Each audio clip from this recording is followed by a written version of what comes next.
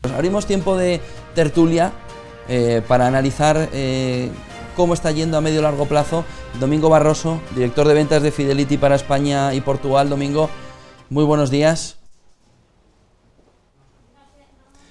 No podemos escucharte, Domingo, no sabemos si tienes ahí muteado el ordenador, si puedes mirárnoslo. Pues correcto, tenías razón. ¿Me escuchas ahora? Sí, perfecto. Pues buenos días, decía, y encantado de estar con vosotros en esta tertulia. Igualmente, Domingo. Álvaro Antón Luna, Country Head, Head of Distribution Iberia de Aberdeen Standard Investments. Álvaro, ¿qué tal? Buenos días. Buenos días de último lunes de mes. Bueno, con ganas, ¿no?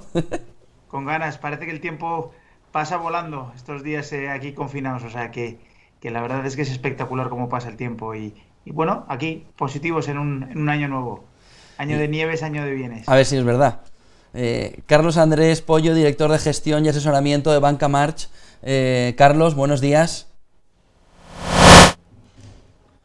Tampoco podemos escucharte, no sé si tienes ahí muteado.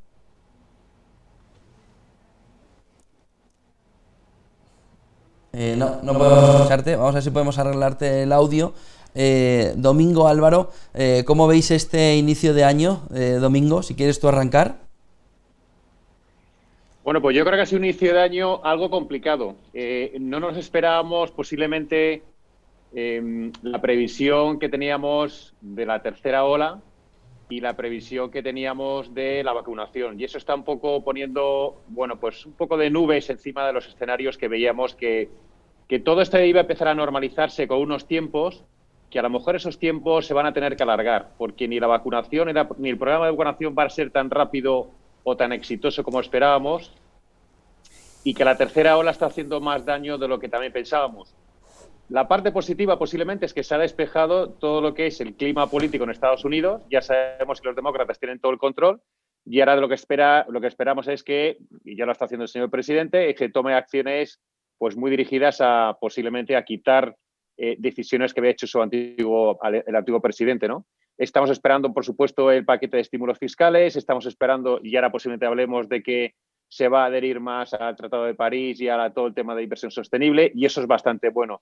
Con lo cual, como ves, entre luces y sombras, las dos partes de la moneda, pero es que siempre empieza el mercado así, nunca empieza ni con luces ni con sombras. Veremos a ver cómo va deparando el mercado estas próximas semanas. Álvaro. Totalmente. Bueno, yo creo que Domingo ha cubierto prácticamente todo el espectro, pero sí por añadir un poco, es verdad que nos tenemos que comparar también a 2020, ¿no? Y si hay que hablar de luces y sombras, a mí me gustaría hablar de un poco más de luces que de sombras en 2021 que en 2020. Los resultados empresariales que se han dado han sido más o menos positivos, y sobre todo más positivos de las estimaciones que daban los analistas y del consenso, con lo cual las vacunaciones también son muy positivas.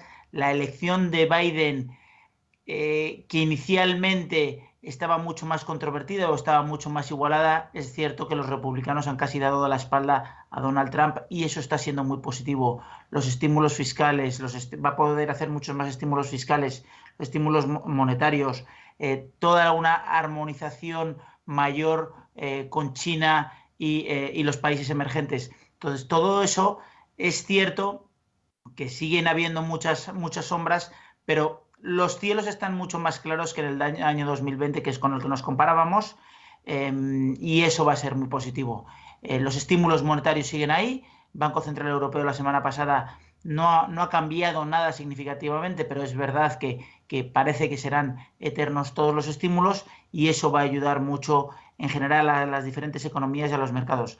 Respecto a las vacunaciones, evidentemente los planes son más lentos de lo que se pensaba, pero también, aunque la curva de contagios sigue subiendo y ha subido muchísimo, también eso es un efecto, el efecto que se buscaba el año pasado, que era el famoso efecto rebaño, y eso va a ayudar también a que de cara a la segunda mitad de año, bueno, pues la gente se haya autovacunado o vacunado con las nuevas vacunas. El de la ESG, ¿no? Hemos visto que las rentabilidades o son iguales o son superiores, sobre todo durante 2020. Ahora muchos inversores se preguntan si también la ESG y toda esa inversión en ISR es menos volátil. ¿Qué percepción tenéis, sobre todo de cara a este 2021? Bueno, pues si queréis empiezo. Tú lo has dicho ya, vamos a ver, yo creo que la ASG tenemos que pasar ya página y ya se le ha hecho el test. O sea, el test ya se le ha hecho a la ASG y hemos llegado a la conclusión de que los retornos que obtenemos en compañías que son líderes en ESG o ISR son superiores. En Fidelity ya conocéis que tenemos analistas propios en ESG y clasificamos a las compañías según criterios propios de sostenibilidad o de inversión sostenible. Bueno, pues nuestro estudio lo que demuestra, y posiblemente ya lo hemos dicho en alguna tertulia, no lo sé, posiblemente es que en los primeros meses de caída de mercado el año pasado, las compañías con un rating A, que son las compañías mejor valoradas en respecto a inversión sostenible, lo hicieron mucho mejor que sus homólogas, tanto en el rating B, C o D, es decir, las peores sostenibles. Con lo cual, lo que vemos también es que cuando hubo una recuperación de mercado, también esas compañías que tienen mejor rating lo hicieron mejor. Al final todo va de volatilidad, porque cuando tienes un mercado que está cayendo, si tienes compañías que son más sostenibles, que caen menos que el mercado, eso es reducir volatilidad en este caso. Lo que sacamos en conclusión es que el binomio rentabilidad-riesgo de las compañías líderes en inversión sostenible es mucho mejor que las que no tienen ese rating de calidad sostenible. Y que posiblemente, y esto es algo que es un tren que ha cogido una dirección y no va a cambiar esa dirección, puede acelerarla, y le hemos visto que el COVID ha acelerado esto, los flujos de capital se van a dirigir hacia compañías que son líderes en la parte sostenible. Y eso es algo que no hay ninguna duda, con lo cual seguiremos viendo y posiblemente veamos en Estados Unidos que cada vez más capital vaya dirigido a compañías sostenibles, cosa que en Europa es claramente. Pero esto es un tren que tiene una sola dirección y la velocidad puede cambiar, pero la dirección no va a cambiar. Vamos a ver si podemos escuchar a Carlos Andrés Pollo, de Dirección y Asesoramiento de Banca March. Carlos, ¿qué tal? Buenos días otra vez. Nada, no podemos escucharte, Carlos. Vamos a seguir probando, Álvaro. Cuéntanos tú, ¿cómo lo ves, esa volatilidad que puede haber en ESG? Bueno, yo creo que la volatilidad, además, está, lo ha dicho Domingo, está completamente testada. Pero por ir a los ejemplos concretos, por ejemplo, en el año 2015 hubo toda la crisis de Glencore, ¿vale? ¿Qué pasaba? Que todos los activos relacionados con esa energía, con esa deuda, etcétera, etcétera, con ese sector, la ESG no estaba invirtiendo nada en Glencore. Entonces, ni el índice estaba invirtiendo nada en Glencore. Mientras que todo el mercado se cayó, la ESG lo hizo bien. Después, en el Dieselgate, todo el escándalo Volkswagen, una vez más se volvió a caer todo el mercado auto, mercado energético, etcétera, etcétera. Sin embargo, la ESG se mantuvo porque no estaban invirtiendo en el sector auto en esos momentos. Entonces, tiene ese factor de no invertir en las cosas menos bonitas o más feas, y luego tiene el factor de inversor institucional. ¿Qué pasa? Que el inversor institucional, históricamente, y el fondo de pensiones, ha tenido unos ratings o unas necesidades de ESG muy fuertes, y al invertir en el largo plazo, al no cambiar tu modelo de inversión, eres mucho menos volátil en las inversiones. Con lo cual, el invertir desde un punto de vista inversor retail o inversor de la calle, junto con el inversor institucional, va a estar mucho más ligado a una inversión mucho más estable. Y luego nos estamos olvidando un poco, es cierto que estamos hablando mucho de la E, que es el medioambiental, de la S, que es lo social, pero la G es fundamental en las compañías. ¿Por qué? Porque es el gobierno corporativo, es poca deuda, es tener decisiones mancomunadas, es tener consejos de administración estables, es tener estructura, es tener reporting, es decir, todos los trimestres dar información a los inversores. Eso es la ESG, y para nosotros eso es también lo que es fundamental, esa G de buen gobierno corporativo y empresas con buenos planes de negocio a largo plazo. ¿Creéis que la entrada de Estados Unidos de la mano de Biden en el Acuerdo de París, que además no tiene fecha fin, puede llevar a un aumento de las inversiones en ESG, sobre todo en gran parte del mundo occidental? Pues claramente. Es decir, lo que sí vemos ahora es que Europa es líder en inversiones sostenibles. Yo creo que, si no recuerdo mal, el 50% de todos los capitales que están hoy en día en inversiones sostenibles, el 50% es Europa, el resto es el resto del mundo, incluido Estados Unidos, Asia, China, etcétera. Bueno, lo que sí vamos a ver es que ese gap, ese hueco que hay entre Estados Unidos y Europa se va a reducir, y eso es bueno. Porque posiblemente Europa siga con su velocidad de crucero, pero yo creo que Estados Unidos va a coger una velocidad superior, porque va a empezar a implementar los criterios de ESG en muchos sectores que posiblemente tenía que haber hecho ya, pero que el señor Trump no lo quiso hacer, y posiblemente el señor Biden lo está haciendo de manera, bueno, pues adherirse a los tratados de París, pero va a ir mucho más adelante. Es decir, yo creo que hace falta una regulación mucho más transparente, como la que tenemos en Europa. Hace falta una regulación para que haya una taxonomía, no haya un greenwashing en la cual se pueda decir que ESG es todo, no, ESG no es todo, hay una serie de criterios, y yo creo que se va a avanzar mucho en regulación para que las compañías tengan unos estándares de cómo comunican todos sus objetivos sostenibles, tanto al regulador, a la SEC, como a los inversores. Yo creo que va a haber una fuerte oleada de inversiones hacia sectores energéticos, de salud, de infraestructuras, pero todo bajo el ámbito de inversión sostenible. Yo creo que va a ser muy bueno que Estados Unidos coja ese papel que debería haber cogido hace ya tiempo. Álvaro. Luego sí, totalmente. Luego Domingo además no solo es la inversión que ya está destinada, sino que además Domingo antes hablaba de cómo estaba establecido el orden, ¿no?, de los ratings. Entonces, si tú miras esos ratings, miras las notas que ponen a los alumnos aventajados o no aventajados de las clases, Europa en ESG sería una nota media de 7, Estados Unidos estaría entre un 4 y un 5, es decir, suficiente raspado, y mercados emergentes y Japón estaría alrededor del 4, 3,5, 4, dependiendo de las regiones de mercados emergentes. Entonces, claramente, el alumno aventajado, el que ya ha hecho mucho más en todo esto, es Europa, y eso va a ser muy beneficioso.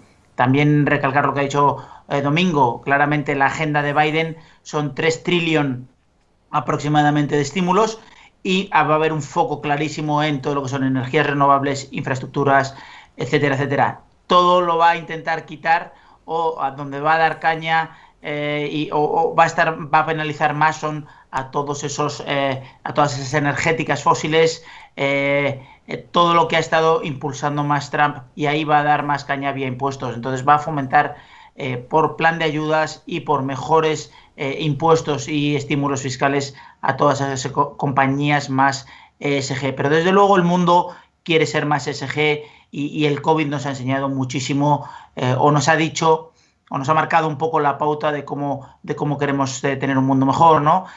Yo creo que somos la primera generación que tenemos la posibilidad, o que hemos conocido el problema que estábamos creándole al mundo, y también vamos a ser la primera generación que tenemos la posibilidad de resolverlo. Esto no se lo podemos dejar a nuestros nietos, y esta generación es la que tiene que solucionar el problema que tenemos ahora mismo en la mesa.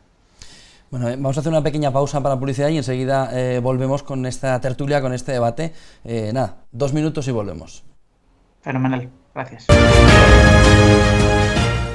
Bueno, pues tenemos también movimiento de última hora. La francesa Vivendi, dice el economista, aumenta su participación en Prisa, roza ya el 10% después de haber comprado la semana pasada el 7,6% de HSBC. El movimiento en el que Prisa parece que va cogiendo forma francesa, si unes a Amber y a Vivendi en esta operación. Estamos hablando con Domingo Barroso, con Álvaro Antón Luna, Fidelity y Aberdeen Standard Investment. ¿Cómo veis o qué recomendaciones de inversión nos podéis dar cada uno para este inicio de año, y sobre todo teniendo la vista puesta en el medio y largo plazo, y que el entorno ha pasado de ser buca, ¿no?, como decíamos antes, a más que eso, ¿no? Domingo. Pero la pregunta va muy dirigida a ESG o es amplia totalmente. Lo que vosotros queráis, que debe tener el inversor ahora mismo en cartera. Vale, vamos a ver. Pues empecemos, si queréis, por ESG. Yo creo que, igual que estamos hablando los profesionales de que ESG y los inversores institucionales están dirigiendo sus activos hacia ahí, yo creo que el inversor particular debe dar también un paso y empezar a buscar estrategias con buenos criterios de ESG. En cualquier casa, yo creo que podemos encontrar, en cualquier casa internacional, muy buenas estrategias que tienen detrás criterios sostenibles. Pero yo creo que tenemos que dar todos un paso hacia adelante y buscar estrategias sostenibles, ya sea temáticas, o ya sea estrategias, ya sea renta europea, pero con un sesgo ESG, o ya sea incluso emergentes con un sesgo ESG. Yo creo que tenemos que ser todos conscientes, como decía antes Álvaro, de que esta generación es la que tiene que cambiar el planeta. Pero más ampliamente, aparte de ESG, yo creo que para que el mercado siga tirando hacia una tendencia alcista, tiene que haber una rotación. y vamos a ver si esa rotación se produce, y es empezar a ver cómo las compañías valor, las compañías pequeñas en este caso, las compañías fuera de Estados Unidos, yo creo que emergentes, eso todas las temáticas que puedo hacerlo bien este año. Y después hay un debate ahí en cuanto a la inflación, porque con tanto estímulo que vamos a ver en el sistema y con tanto dinero inyectado al sistema, todos estamos esperando a que haya un pequeño repunte de inflación, que por supuesto no va a ser grande, porque no creemos que va a haber una superinflación. Pero claro, para protegernos de la inflación, los inversores lo que tenemos que hacer es o comprar acciones, o comprar activos reales, o comprar bonos ligados a la inflación. Pero yo dejaría ahí un poco ese punto de qué tenemos que hacer los inversores para protegernos de la inflación, porque es verdad que el poder adquisitivo va a reducirse en cuanto haya un pequeño repunte de inflación. Con lo cual, resumiendo, estrategias ESG, una rotación del mercado hacia compañías valor, compañías más pequeñas y compañías más cíclicas. Yo apuntaría también a mercados emergentes y, por supuesto, dejaría la parte de renta fija hacia, por supuesto, mercados emergentes y hacia la parte de la inflación. Esas serían un poco recomendaciones de Fidelity. Álvaro, ¿qué recomendaciones nos das tú?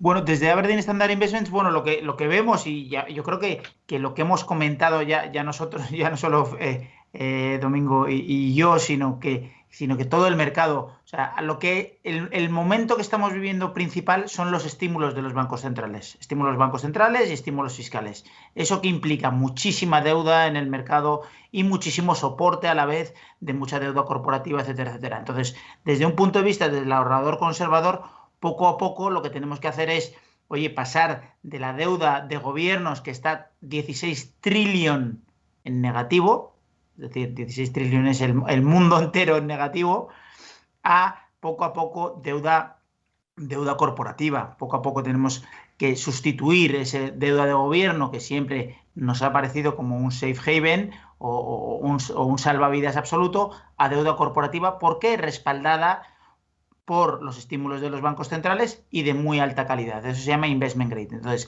poco a poco va a haber que sustituir eso, lo primero. En segundo lugar, si buscamos rentabilidad, hay que ir, hay que ir a mercados que nos lo vayan a dar, a clases de activos que nos lo vayan a dar, que son los high yielding. No tiene por qué ser high yield, pero sí tiene que ser high yielding. Es decir, el dinero gratis ya no existe y hay que ir poco a poco invirtiendo en aquellos activos que nos van a dar rentabilidad. ¿Qué significa eso? Pues deuda que poco a poco estemos en esos triple B investment grade o un poquito por debajo, pero que nos vaya a dar algo de rentabilidad, porque estamos hablando de rentabilidades del 2-3% a las que antiguamente estábamos acostumbrados. Y si nos movemos hacia adelante, iríamos a renta fija de mercados emergentes, primero siempre corporativa en divisa fuerte, que normalmente va a ser dólar. Puede haber euro, pero normalmente va a ser dólar. Y luego, ya si tu estómago lo aguanta, pues hacia deuda en divisa local. Eso es por la parte de renta fija, inversores a lo mejor más conservadores. Pero si luego nos ponemos la parte de inversores a lo mejor con un perfil más arriesgado, invirtiendo en renta variable, para nosotros eso es nuestro activo favorito. La renta variable global, porque como hemos dicho, poco a poco la gente tiene que ir invirtiendo en esos activos de riesgo. Teniendo la renta fija en escenario negativo, la rentabilidad la vamos a sacar de la renta variable. Y la combinación sería Estados Unidos, Europa y poco a poco, y ya lo ha dicho Domingo, metiendo mercados emergentes, porque es necesario poco a poco meter mercados emergentes, no solo porque han sido los primeros en salir del COVID y son la economía que más está creciendo en estos momentos, sino que a la vez poco a poco hay que diversificar más. Antes invertíamos solo en Estados Unidos, algo de Europa y cero en mercados emergentes. Ahora poco a poco yo creo que los mercados emergentes tienen que pensar en nuestra cartera entre un 5 y un 15% como mínimo, dependiendo de los estómagos, como decía antes. Y poco a poco si pudiéramos, aunque sea de forma líquida, ir metiendo inversiones alternativas líquidas, que poco a poco se le está dando el acceso a los inversores a invertir en residencias de ancianos o residencias de jóvenes que están estudiando en las universidades, algo de real estate, algo de, incluso, aunque no es el momento, pero alquiler de aviones, cosas que siempre han estado más disponibles a los inversores institucionales y que las gestoras poco a poco vamos haciendo más accesibles a inversores de mayor nivel. Y esas serían, en general, las recomendaciones de Aberdeen Standard Investments. Muchísimas gracias, Álvaro Antón Luna, Country Head of Distribution Iberia de Aberdeen Standard Investment. Buen día, buen negocio, Álvaro. Muchísimas gracias, buen día, buena semana. Y Domingo Barroso, director de ventas de Fidelity para España y Portugal. Buen día, buena semana, buen negocio. Igualmente, para vosotros.